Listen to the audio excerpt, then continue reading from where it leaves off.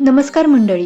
आपल्या भारतीय संस्कृतीत गाईला माता मानले जाते आणि त्यातही कामधेनू गाय तर सर्व इच्छा पूर्ण करणारी मानली जाते. आपल्या घरात सुख, समृद्धी आणि शांती राहावी असं कोणाला वाटत नाही. पण तुम्हाला माहीत आहे का की घरामध्ये कामधेनूची मूर्ती केवळ ठेवणे पुरेसे नाही, तर ती योग्य दिशेला आणि योग्य पद्धतीने ठेवणे अत्यंत महत्त्वाचे आहे. आजच्या व्हिडिओमध्ये आपण पाहणार आहोत की कामधेनूची मूर्ती कोठे ठेवावी, कोणत्या दिवशी तिची स्थापना करावी आणि सर्वात महत्त्वाचे म्हणजे ती कुठे ठेवू नये. तर हा व्हिडिओ शेवटपर्यंत नक्की पहा. सुरुवात करूया सर्वात महत्त्वाच्या प्रश्नाने. दिशा कोणती असावी? वास्तुशास्त्रानुसार कामधेनूची मूर्ती ठेवण्यासाठी ईशान्य कोपरा म्हणजे उत्तर पूर्व दिशा सर्वात उत्तम मानली जाते. या दिशेला देवांचा वास असतो, त्यामुळे इथे मूर्ती ठेवल्याने घरात सकारात्मक ऊर्जा वाढते. जर तुमच्या घरात स्वतंत्र पूजेची खोली असेल तर ती मूर्ती ठेवण्यासाठी सर्वात योग्य जागा आहे. देवांसोबत कामधेनूची पूजा केल्याने पितृदोषही दूर होतो असे मानले जाते. आजकाल शहरांमध्ये जागा कमी असते. अशा वेळी सुखसमृद्धीसाठी घराच्या प्रवेशद्वाराजवळ कामधेनूची मूर्ती ठेवणे देखील खूप शुभ मानले जाते. यामुळे घरात येणारी नकारात्मकता थांबते आणि समृद्धीचा मार्ग मोकळा होतो. आता पाहूया मूर्ती कधी आणि कशी स्थापन करावी. कामधेनूची स्थापना करण्यासाठी शुक्रवार हा दिवस अत्यंत लाभदायक आहे, कारण शुक्रवार हा माता लक्ष्मीचा दिवस मानला जातो आणि कामधेनू ही लक्ष्मीचे स्वरूप आहे.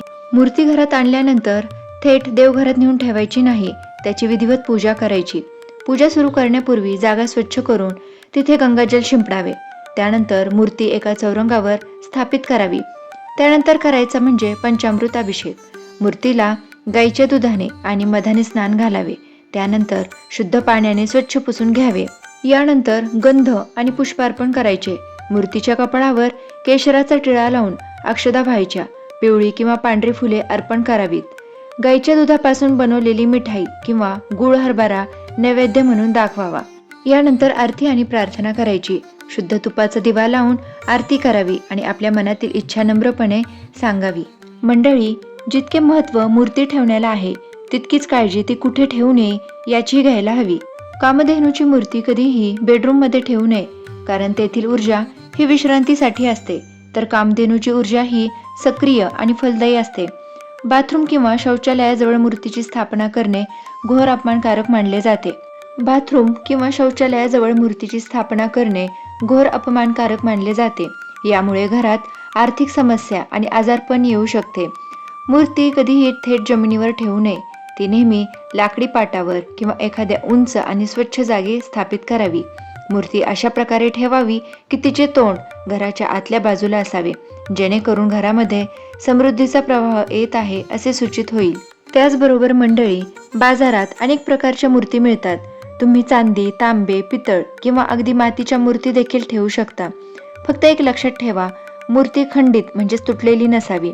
तसेच कामधेनू सोबत तिचे वासरू नंदिनी देखील असेल तर ते अधिक फलदायी मानले जाते. तर मंडळी, तुमच्याही घरात कामधेनूची मूर्ती असेल किंवा तुम्ही आणणार असाल तर या छोट्या पण महत्त्वाच्या गोष्टी नक्की पाळा. बघा तुमच्या आयुष्यात कसे सकारात्मक बदल घडतात. तुम्हाला हा व्हिडिओ कसा वाटला कमेंटमध्ये नक्की सांगा.